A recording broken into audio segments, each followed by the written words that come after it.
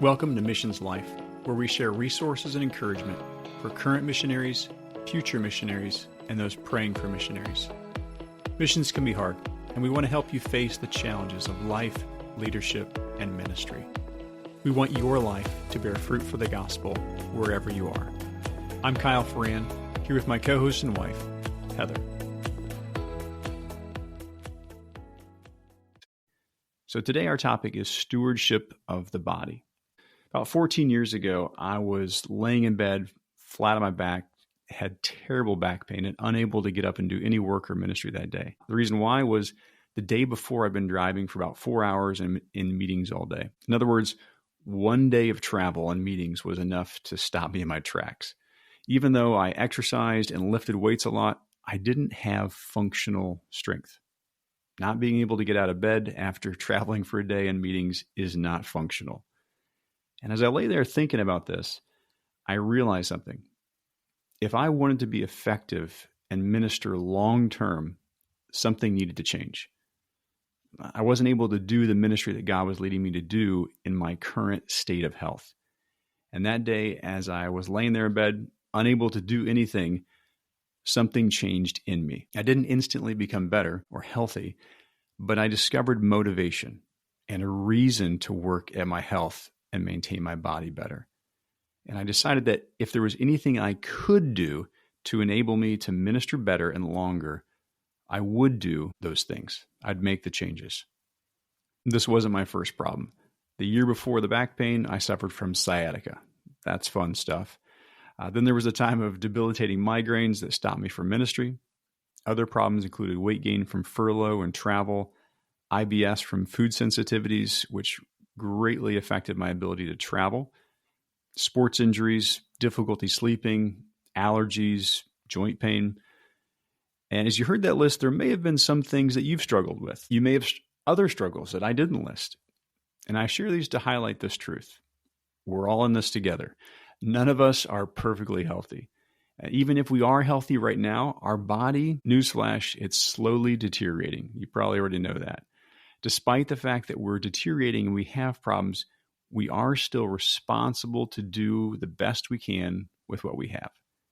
So what we're going to be looking at today is three things. The first is what? What is stewardship of the body? The second, so what? Why should we be motivated to steward our body well? And the third is now what? What are some practical ways to improve our stewardship of the body?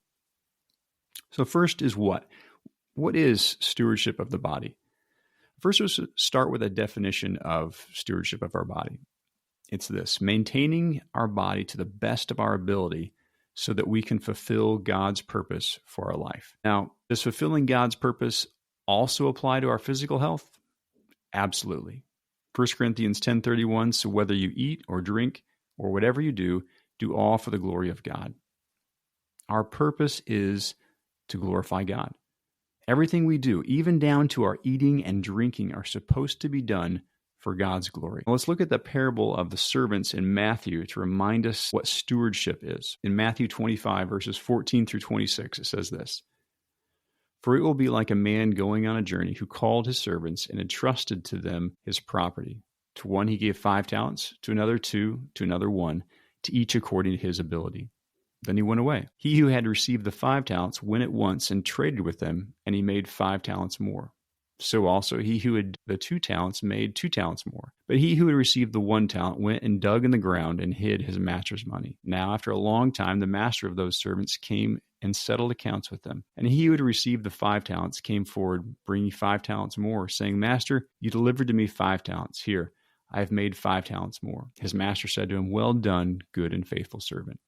You've been faithful over a little, I will set you over much. Enter into the joy of your master. And he also who had the 2 talents came forward, saying, Master, you delivered to me 2 talents. Here I have made 2 talents more. His master said to him, Well done, good and faithful servant. You've been faithful over little, I will set you over much. Enter into the joy of your master. He also who had received the 1 talent came forward, saying, Master, I knew you to be a hard man, reaping where you did not sow, and gathering where you scattered no seed. So I was afraid, and I went and hid your talent in the ground. Here you have what is yours. But his master answered him, You wicked and slothful servant.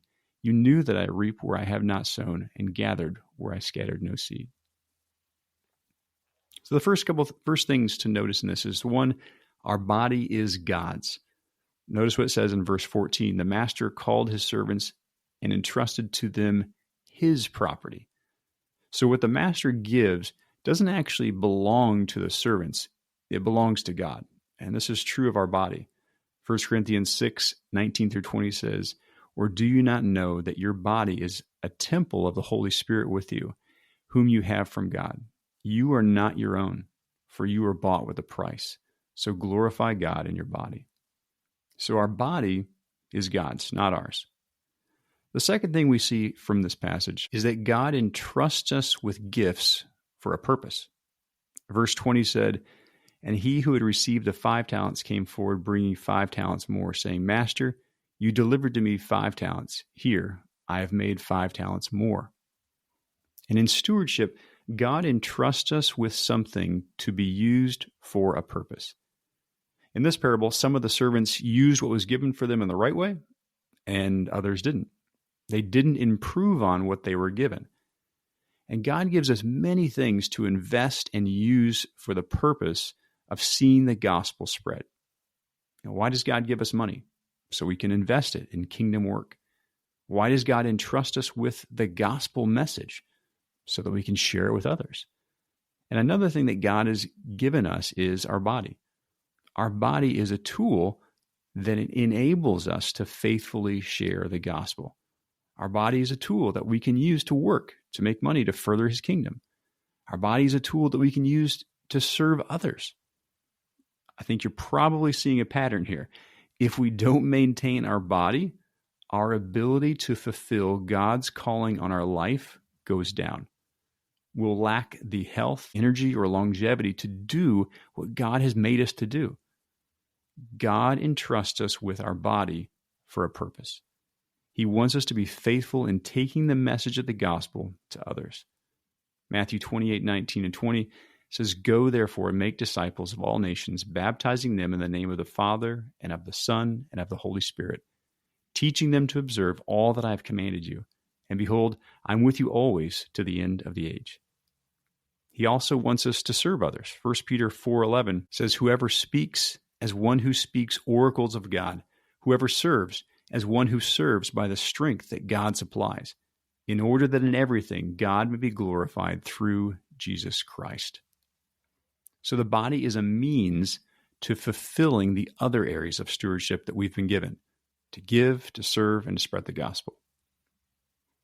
The third thing we see in this passage is that we have all been given different abilities. Verse 15, to one he gave 5 talents, to another 2, to another 1. Some people are blessed with greater health than others.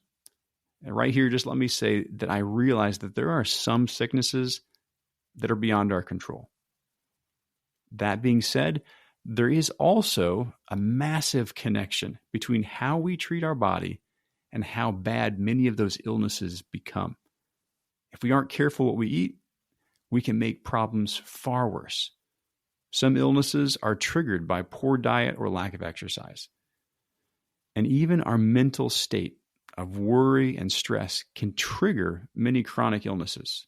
For me, stress is what triggered most, if not all, of my back pain and migraines. Now, I'm never going to achieve perfect health in this fallen world. 2 Corinthians 4:16 says, My outer self is wasting away. I think we all feel that. However, my body is the perfect picture of what I regularly do. And this takes into account past injuries, sicknesses, etc. I won't be perfect this side of heaven. Neither will you. And while we have each been given a different level of health, we are each responsible to do the best we can with what we've been given. So what is stewardship of the body?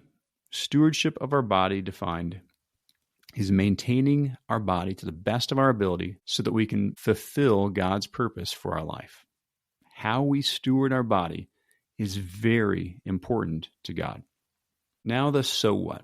Why should we be motivated to steward our body well? If our motivation is simply looking better in the mirror, to fit in a certain size of pants, those are temporal motivations. Now, some temporal motivations are rooted in pride, but not all temporal motivations are wrong. However, what if our motivation was deeper? What if we realized that how we steward our body affects our well done? In verse 21 of Matthew, there it says, his master said to him, well done, good and faithful servant. You've been faithful over a little. I will set you over much. Enter into the joy of your master. So our reward as a servant is based on faithfulness. God is sovereign over all things, including our health. He can take away our health in the blink of an eye. But we are responsible to do what is wise and best. He has given each of us a body to steward in the best way we can. We will have to give an account of how we've used our talents, which includes how we take care of our body. To be as effective as possible in serving God, we have to maintain our body. Let me just share a quick illustration. If I owned a business and an employee was unable to come to work because of their unhealthy lifestyle, as an employer, I would not say, well done. If they made themselves sick because of their diet or inactivity and laziness, that isn't being a responsible employee. And in the same way, if there are things that I do that sabotage my health and affect my ability to minister, they will affect my well done. I want to do everything I can to live in a healthy way so that I can serve the Lord as long as possible. And this doesn't refer to instances of illness or disease that God allows to happen and that we can't avoid. However, it does refer to health that I bring upon myself through neglect or bad choices. It also encompasses illnesses I bring upon myself because of chronic worry, hurry, or unforgiveness. Living in a state of chronic stress forces my body into survival mode, not repair mode. If my immune system is weak because I don't do the things I know I should do, it makes me more susceptible to illnesses. So the question is, if I know the right thing to do, will I do it? What will I value more, the well done or living how I want? I can't hide behind my belief in the sovereignty of God as an excuse to treat my body poorly. I want to finish well. I want to hear, well done, good and faithful servant. And if the Lord wills, I want to keep ministering in some way long past normal retirement age. But if my body's going to last that long, I need to make adjustments now to do so. I want to be faithful to do my part to remove the things that sabotage my health. You don't have to get to the point where you're flat on your back like I was to find your motivation to improve your health. Most people try to tackle their health without a strong motivation. Before diving into some practical applications, what I would encourage you to think about is to identify what motivates you. If you don't have a strong reason, a why, you will only do what's physically comfortable. But to gain physical strength, stamina, flexibility, we actually have to stress our body. We have to push our limits to create new ones. We have to give up short-term comfort and gratification for long-term health. And all this is hard. It takes work to do that. The question we ask ourselves every day with every decision is it worth it?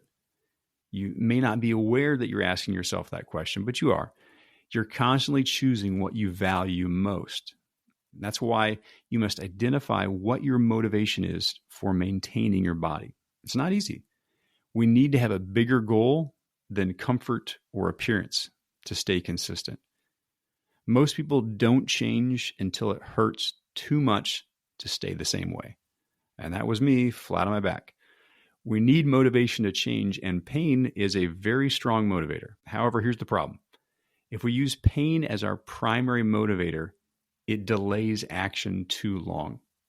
It's kind of like changing your diet when you've been diagnosed with diabetes, when you could have done something much earlier. Rather than using pain as a primary motivator, we can be proactive by finding our why. When we discover our why, we find our motivation. Consider this. If we live in such a way that we love food or comfort more than being able to serve God, how will that affect our well done? Why should God give us a well done if we're continually sabotaging our health and limiting our ability to serve? Or if we work hard but ignore our health and it cuts our time of service short, does that honor God? We should work hard, but we should also maintain our body as well so we can work hard longer. Verse 21, his master said to him, well done, good and faithful servant. You've been faithful over a little, I will set you over much. Enter into the joy of your master. Do you want to hear well done? And if so, stewarding your body is part of it. So now that we've looked at where to find your motivation to steward your body well, let's look at our next point. The now what? What are some practical steps to improve how we steward our body? That list of physical problems I mentioned at the beginning greatly affected my ability to minister well. And one by one, God has graciously allowed me to find solutions to remove or manage those problems. And this has opened up ministry opportunities that weren't previously possible because of those health problems. Hi, everyone. I've got some exciting news. My new book, Godly Grit, should, Lord willing, launch on March 1st, 2026. I want to be honest, writing this book has completely changed my life and my leadership. This is the book I wish I had before starting in ministry and leadership. It's also what I wish I had when learning to navigate life's daily challenges. We all face regular challenges that drain our joy and tempt us to quit. If you're serving God, there will be days that you dream of easier roles and fewer problems. The goal of Godly Grit is to deepen your roots of faith so that you can be unshakable in the face of challenges. Psalm 16:8 says, I have set the Lord always before me. Because he's at my right hand, I shall not be shaken. And if you feel called to live for Christ and lead others to follow him, the key is not escaping challenges, but growing in strength, courage, resilience, and grit to overcome them. No matter where you are in life, you can grow Godly Grit. Now, I'm inviting a small group, about 10 or 20 listeners, to join the launch team. If you would like to join that, you'll receive an early digital copy and an entry into a giveaway for signed copies. All I ask is that you read it, leave an honest review during the launch week, and then just help spread the word. If you'd like to be one of those 10 or 20 on the podcast launch team, just use the link in the show notes or send me a message. I'd be thrilled to have you on board for this journey. One of the topics I cover in Godly Grit is how we steward our body. Most of the book, it focuses on our perspectives that help us handle challenges. But God has made us as body and soul. We not only need to guard our hearts and our actions, we also need to steward our body. And so today I just want to share a few practical ways to improve. And we're going to look at 4 different categories here. In the book Godly Grit, it goes into a ton more in one of the chapters. But the 4 categories are stress, food, exercise, and sleep. So this is just a quick summary of the best places to start. And I'll highlight the biblical principle in each section and then share some helpful tips. And my encouragement to you is this, though. Pick one. Don't feel like you have to start doing all of this tomorrow. Just pick one thing at a time to work on. So the first is stress. Slow down. Isaiah 30:15 says, in returning and rest you shall be saved. In quietness and in trust shall be your strength. Hurry leads to worry. When I carry a load that's meant for God and not me, my stress often manifests itself in back pains, migraines, illnesses, etc. But Jesus would often escape to the wilderness. Luke 5:16 says, but he would withdraw to desolate places and pray. And we need to find ways to replenish our soul. I minister in body and soul. If my body burns out, I have nothing left to give. If I take time for regular replenishment, I'll endure longer. Slowing down is a way for us to cast all of our anxieties on him. 1 Peter 5:7. When I'm in a hurry, I put all of that tension in my body. Years ago, I read a book on back pain that highlighted how we take mental and emotional stress and we put it into our bodies. The takeaway from that, in my own words, was this. If my brain put it in, my brain can take it out. But so many times I don't slow down enough to let go of that tension. I may have mentally or emotionally gotten past something, but I also need to allow my body to release it. And I realized that much, if not most, of my back pain was a direct result of bottled up emotions or mental stress. And once I began taking the time to properly relax and release that tension, my back problems and other health problems greatly diminished or just completely vanished. So once a day, I try to take a few minutes just to relax my body, starting at my neck, kind of working down through my back. And I notice where I'm tight and just take time to release that tension. It's focusing your mind to relax the body. Proverbs 14:30 says, a tranquil heart gives life to the flesh. Another way that we can lower our stress level is just by simply how we breathe. Psalm 40:10 says, "Be still and know that I am God." And one of the ways that we can learn to be still is learning to breathe through our belly. Now, I know that sounds really simple, but hear me out here. Breathing through our belly signals to our brain and our body that it's okay to relax. So when we breathe through our chest and our shoulders, when your chest rises, it tells our body that there's an emergency. And what this does in our body is it raises our cortisol, our heart rate, and our blood pressure to deal with that emergency that we think is coming. And this works absolutely great if you're running away from a lion or a bear, but not so good for overcoming everyday challenges. The fight or flight system is meant to be a short-term solution, not a daily pattern. Deep, slow belly breathing helps us to relax our mind and our body. And what it does is it slows down our heart rate and our blood pressure, which allows our immune system to work at its best. If you want to test to see if you're belly breathing or chest breathing, just put your hand on your belly and see if it rises or falls. Breathing slowly through our belly also keeps our brain functioning optimally so we can logically think through challenges. When we're rapidly breathing, what it does is it triggers our brain to use a different part of the brain to deal with that emergency. So when we go into that fight or flight mode, the part of the brain that we use for decision making switches from the neocortex, which is our rational brain, to the parts of our brain that are meant to deal with life and death emergencies. And these parts of our brain will get us into trouble if we try to let them control our actions. So when something happens that causes a negative emotion, breathing deeply through our belly can help. What's interesting is this. We can't consciously control our heart rate or blood pressure. However, we can consciously control our breathing.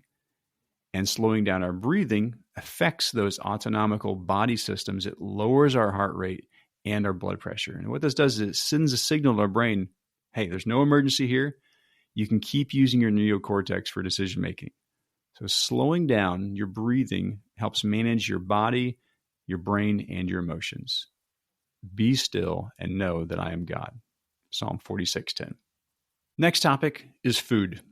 And first off is avoiding inflammatory foods. 1 Corinthians 6:12 says, "All things are lawful for me, but not all things are helpful." Some foods create a systemic low-grade inflammation in our bodies. And when this happens, our body uses its energy to fight inflammation. And this lowers our capacity to deal with challenges, heal injuries, or fight off illnesses.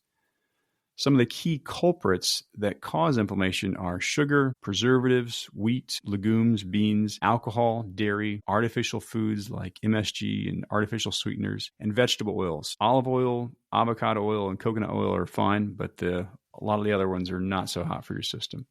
Removing or reducing inflammatory foods lowers the stress and allows the body to repair and strengthen. This isn't a cure-all, but it allows the body to focus its full capacity on the real problem. And I remember the first time I tried this diet, I'd had a shoulder injury for about 4 or 5 months, and it would not heal. And I read this book called It Starts with Food, and it went through this diet. And I was like, you know what, I'm going to try it. And so I tried it, and 2 weeks of eliminating inflammatory foods, and my shoulder healed. After that, I was absolutely sold. Eliminating or limiting inflammatory foods isn't just about energy or physical health. It's wise stewardship. Choose what's helpful. Now, just as important as eliminating or limiting bad foods, getting the food to help you repair is also important. We need to give our body the nutrients it needs to repair. We have to eat our fruits and vegetables. We have to drink water, not just soda. All things are lawful for me, but not all things are helpful. 1 Corinthians 6:12. What isn't helping you? Consider eliminating or limiting it so you can maximize your potential. Now you may be thinking, does this mean I can never eat junk food or inflammatory foods again? No. It's okay to have occasional treats. God even set up multiple feasts throughout the year for the Israelites. But it wasn't a daily or weekly feast. If you eat well most of the time, your body can handle a bad meal now and then. For me, on average, I usually do fine with a cheat meal each week and it has a dessert or other inflammatory ingredients. Now, when I was trying to get to a good baseline of health, though, I had to cut them all out. to really allow my body the time to heal. And if you're struggling with something major like an autoimmune disease, cancer, diabetes, you have to be even more careful. But I've met people that have reversed diabetes, and I know of others that have done the same for autoimmune diseases by changing their diet. Be wise. Not all things are helpful. The next on topic of food is avoiding too much food. Proverbs 23:20 says, "Be not among the drunkards or among the gluttonous eaters of meat." So here's an analogy that I've found really helpful for myself and just keeping weight off is this. Food is fuel. Pretend your body is like a car. When you're young, you used to drive fast, you'd go through more fuel because you had a higher metabolism. So say you put in 5 gallons of fuel in your tank every day and you burned off 5 gallons. No big deal. But as we get older, we drive slower, we don't drive as far, and this means we use less fuel. But we keep pumping 5 gallons a day, and this creates a problem. Pretty soon, our fuel tank is full, and we'll have to start putting in that extra fuel into empty 1-gallon jugs or 2-liter bottles, and we put them in the back seat of the trunk. And after a while, we figure out, hey, we actually don't need this much fuel, and so we stop putting bottles in the back seat in the trunk, and our weight gain kind of levels off. But we still have a problem, don't we? We have all those milk jugs and 2-liter bottles in the back seat and in the trunk. So how do we get rid of that excess fat, that excess fuel? So here's a combination of methods. The first is a road trip. And this is kind of like using cardio to burn off the extra fuel. Just don't eat more than you're putting in, though. The second way is don't put fuel in the tank once or twice a week. And this is intermittent fasting. Instead of burning calories from food, burn calories from fat. The third way is build a bigger engine. And this is using exercise to build muscles. This differs from a road trip because cardio exercise doesn't build very much muscle. But muscle, when you build that through resistance exercises, burns 3 to 4 times as many calories as fat does. So just like a bigger engine burns more fuel, even if it's a car sitting there and idle, it is burning more fuel than a small engine. Same thing is true in our body. Having more muscle means we're going to burn more fuel throughout the day. And the fourth way is don't use high performance fuel. Soda, other high calorie drinks, lots of olive oil or nuts may not seem like much, but they add major calories that we have to burn off. Don't eat more than you need. The third topic is exercise. 1 Timothy 4:8 says, "For while bodily training is of some value, godliness is of value in every way, as it holds promise for the present life and also for the life to come." I want you to notice something. Bodily training or exercise does have some value. Now, it's not the same as godliness, but it does have value. That old statement is true, use it or lose it. Our body is made to move. And many problems come from not doing physical movement and exercise. Regularly using our body through hard exercise builds a stronger body.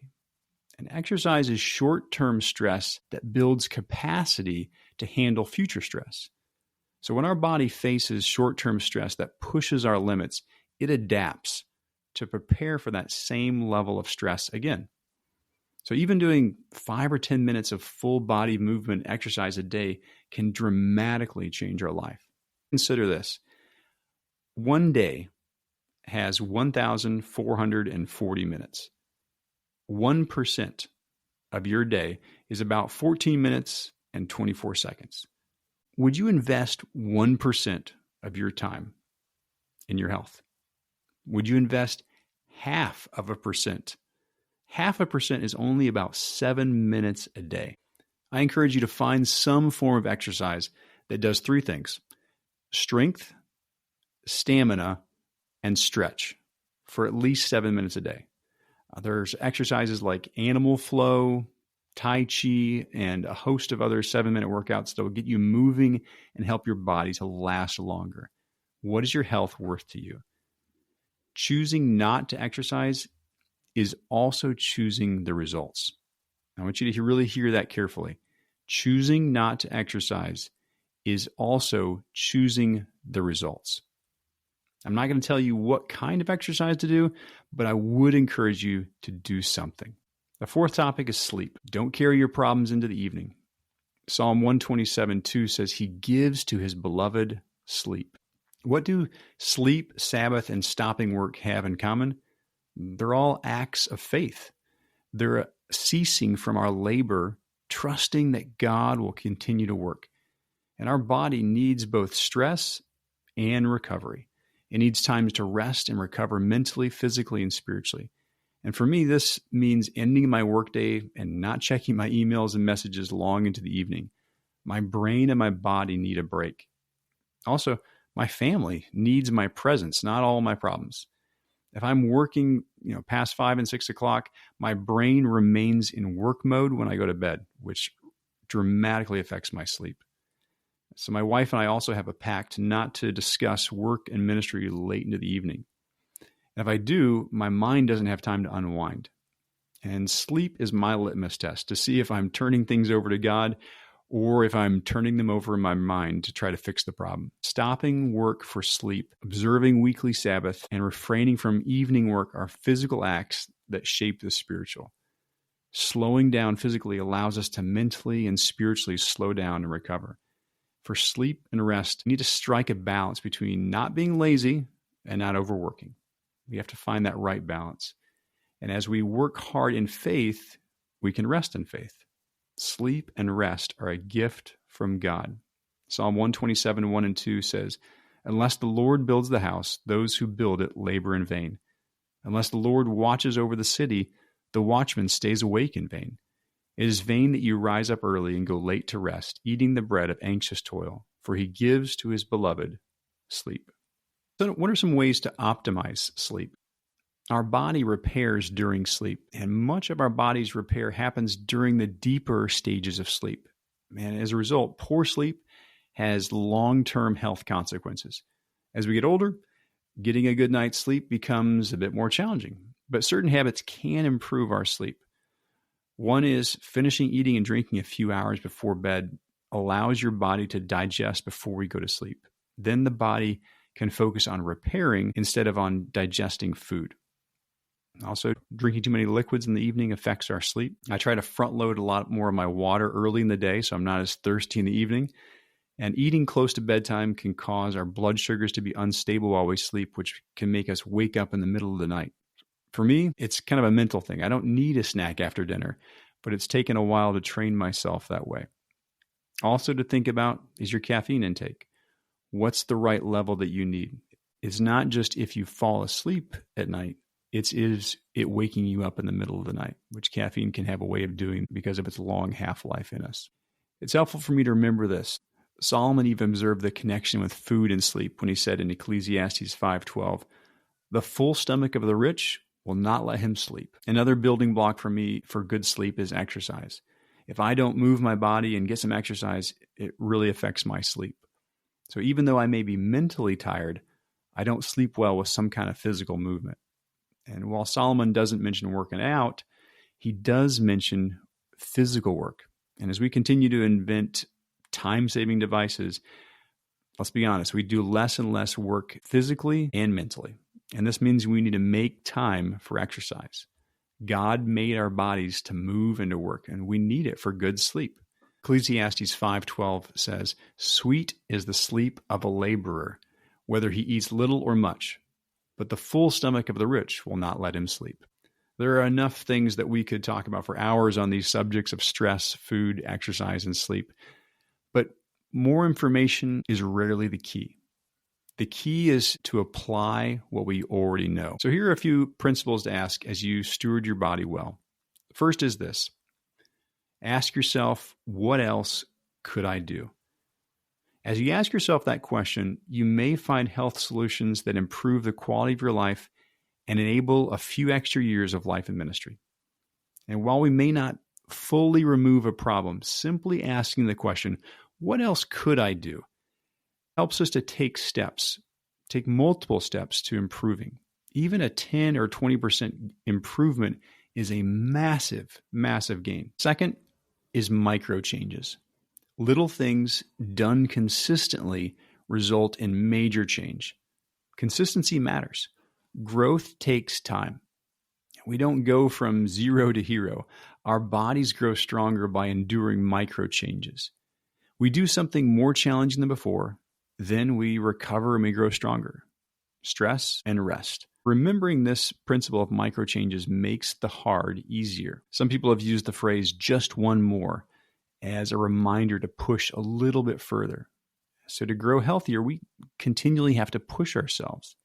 And using the just one more approach also helps us to pace ourselves at a speed that we can manage. And if we don't, speaking from personal experience here, we can injure ourselves. If you need an example of what not to do, you can use me. In the past, I've tried to push myself too hard, too fast. And even if my muscles were strong enough, my tendons and ligaments worked. So push yourself, but give your body the time to make those micro changes to grow strong and resilient. It's kind of like compounded interest when you're investing. 1% builds on previous gains and continues to multiply. And if you can consistently make a 1% improvement over time, it will transform your life. The third principle is no single solution. Physical health isn't simple and it isn't easy. There isn't a single solution. Most people, they're looking for the quick and easy fix, that silver bullet that'll fix their health or take care of their pain once and for all. But it doesn't exist. To improve your physical health, you need to experiment and adapt your approach. Experiment to find what works for you because every single person's body is different. So find what works for your body. And the fourth is ask yourself, what do I know I should do? Start there. What do I know I should do? Many times we know what we should do, but we don't. Before you buy another book, another app, another program, start with where you already know you should do. If we won't do what we know we should do, let's be honest. Another program, it's not going to help. It just eases our conscience so it feels like we're doing something if we're reading another book on something. If you know the right thing to do, will you do it?